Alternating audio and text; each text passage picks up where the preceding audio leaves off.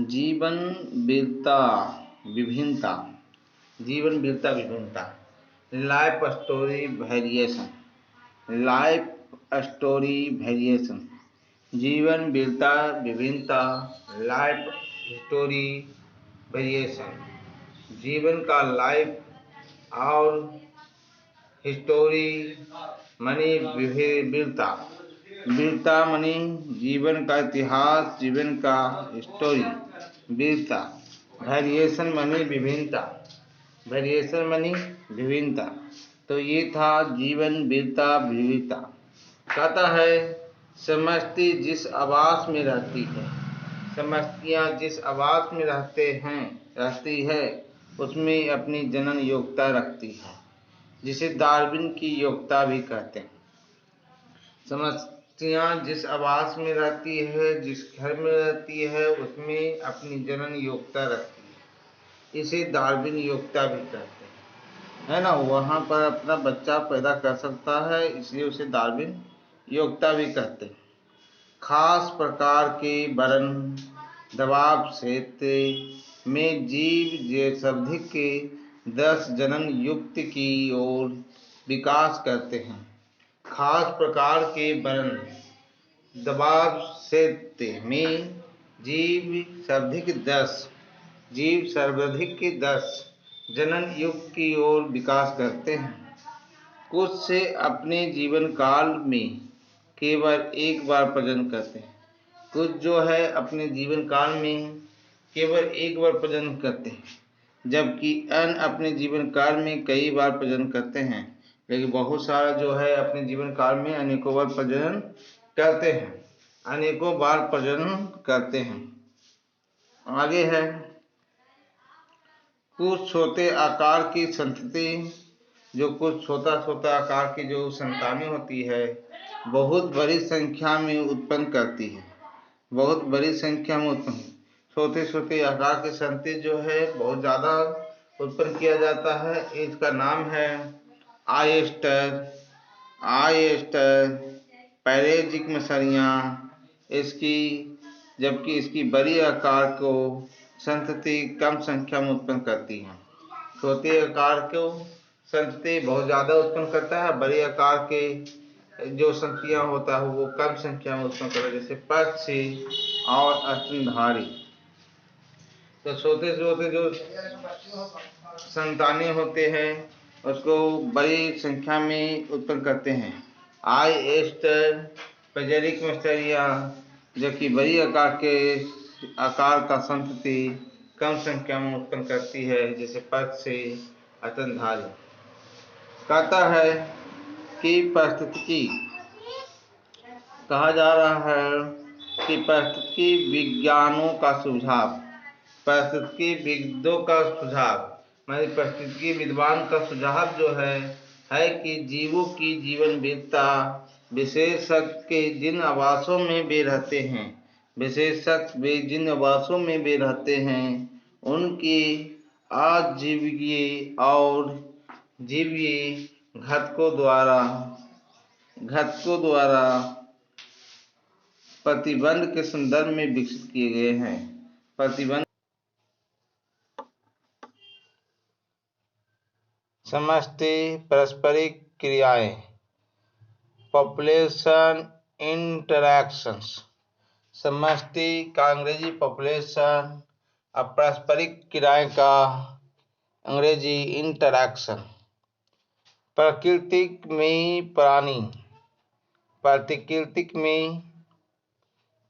में प्राणी पादप और सूक्ष्मजीव अलग नहीं रह सकते, बल्कि जैव समुदाय बनने के लिए विभिन्न तरीकों से परस्पर क्रिया करते हैं। अंतरजातीय पारस्परिक क्रियाएं दो भिन्न जातियों का समष्टि का पारस्परिक क्रिया से उत्पन्न होता है। ये क्रियाएं एक जाति या दोनों जातियों के लिए लाभदायक या हानिकारक या उदासीन तीनों हो सकता है। लाभदायक भी हो सकता है, हानिकारक भी हो सकता है, उदासीन भी हो सकता है। प्रकृति में प्राणी जो है और पादप जो है और सूक्ष्मजीव तीनों अलग अलग अकेले अपने काम से मतलब नहीं रख सकते हैं, बल्कि जैव समुदाय बनाने के लिए विभिन्न तरीकों से परस्पर क्रिया करते हैं। अंतर्जातीय पारस्परिक क्रियाएं।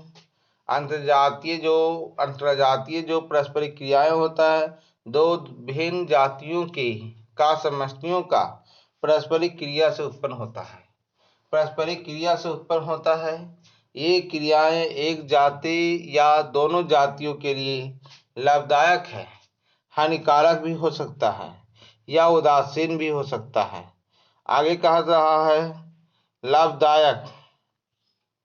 कहता है लाभदायक पारस्परिक क्रियाओं प्लस के लिए प्लस चिन्ह तथा हानिकारक माइनस चिन्ह, उदासीन के लिए 0 दर्शाते हैं।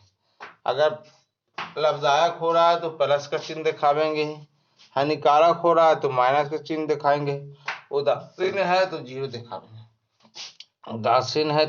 दिखावेंगे। तो सिंपल सी बात है, उदासीन है तो 0 दिखावेंगे। यहाँ पर दिखाया जा रहा है कि यहाँ पर स्पीशीज ए का नाम है, स्पीशीज बी है और नेम ऑफ इंटरेक्शन है। सहोपारिकता जिस क्रिया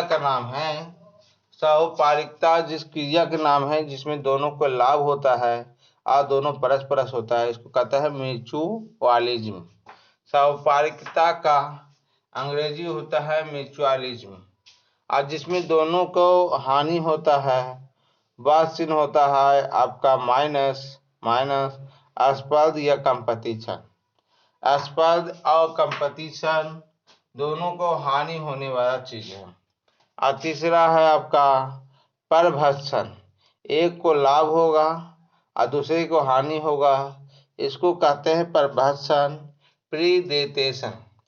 परभक्षण का अंग्रेजी होता है प्रीडेटेशन, स्पर्ध का कंपटीशन, सहकारिता के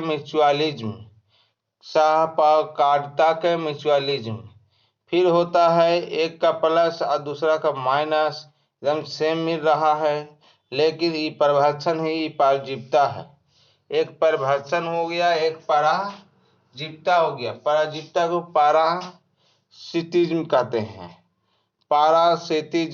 हैं। पराजीविता को पारासिटिज्म कहते हैं। और एक को प्लस लाभ होगा खरी और दूसरा को ना तो लाभ ना हानि, इसको कहते हैं साभोजता, कॉमेंसालिज्म।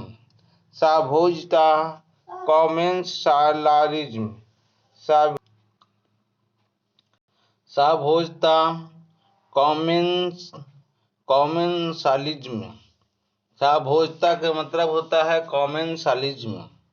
और एक का हानि होता है, दूसरे का ना लाभ या ना हानि होता है, इसमें कहा जाता है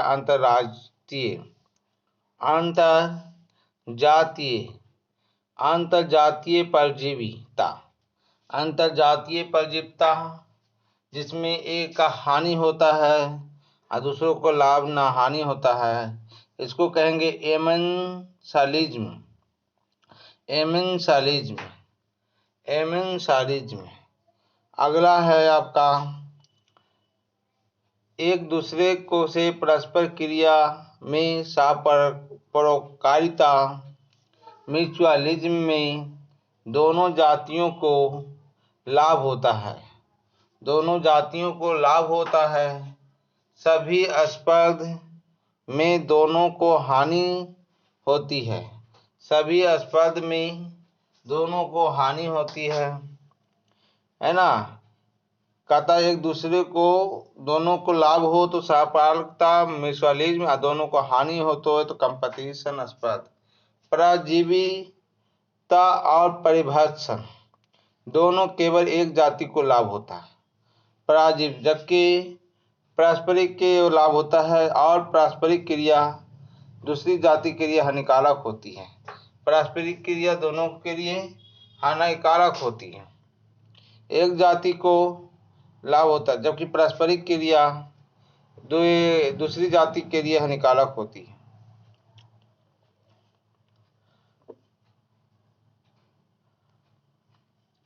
ऐसी पारस्परिक क्रिया जिसमें जहाँ एक जाति को लाभ और दूसरी जाति को ना लाभ ना हानि होता है उसे सहभोजिता कहते हैं। ऐसी पराजय पारस्परिक क्रिया जिसमें एक जाति को लाभ और दूसरी जाति को ना लाभ और ना हानि होता सहभोजिता कहलाते हैं। दूसरे और अंतरजातीय परजीविता में एक जाति को हानि जबकि दूसरे जाति को न जाति अप्रभावित रहता है। आगे है आपका प्रीडेशन। आगे आपका प्रीडेशन है। प्रीडेशन मानी प्रभक्षण। प्रभक्षण यह एक पारस्परिक क्रिया है जिसमें जंतु परभक्षी किसी दुर्बल जंतु का भक्षण करता है। इस प्रक्रिया को प्रभक्षण कहते हैं। इस क्रिया को परिभाषण कहते हैं। जैसे चेल जो आपका सेल जो है वो खा जाता है तो इसको परिभाषण कहते हैं। सिंपल सी बात है। दूसरा है प्रभक्षण का काज। प्रभक्षण के काज द रोल ऑफ प्रीडेटर। प्रभक्षण के काज द रोल ऑफ प्रीडेटर्स। प्रभक्षण स्पर्धी शिकार जातियों के बीच स्पर्ध की तीव्रता कम करने के, किसी समुदाय में जातियों की विविधता डायवर्सिटी बनाए रखने में सहायता करता है। प्रभक्षण का काज द रोल ऑफ प्रीडेटर्स। प्रभक्षण स्पर्धी शिकार जातियों के बीच स्पर्ध की तीव्रता कम करके किसी समुदाय में जातियों की विविधता डायवर्सिटी बनाए रखने में सहायक करता है।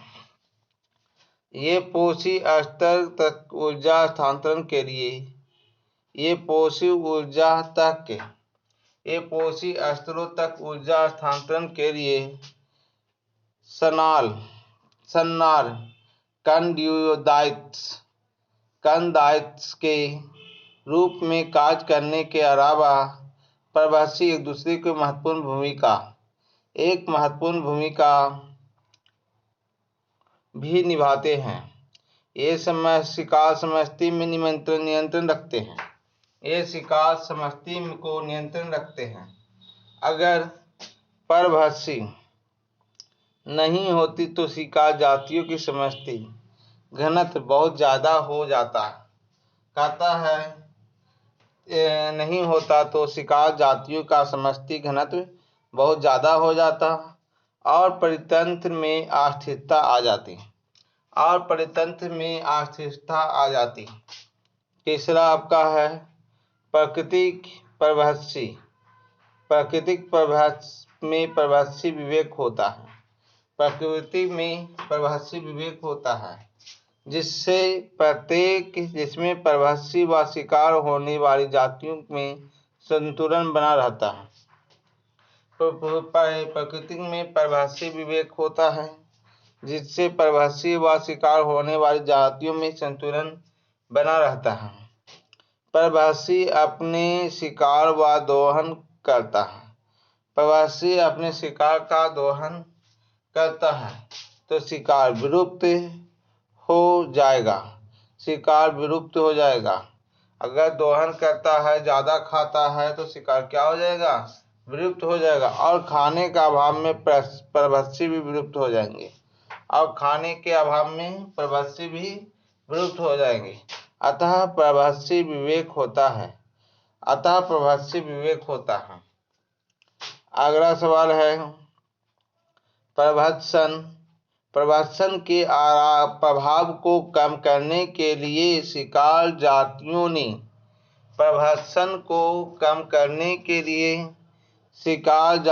ने विभिन्न रक्षा विधियां विकसित कर ली है। प्रभक्षण को प्रभाव को कम करने के लिए शिकारी जातियां विभिन्न रक्षा विधियां विकसित कर ली है। कीटों की कुछ जातियां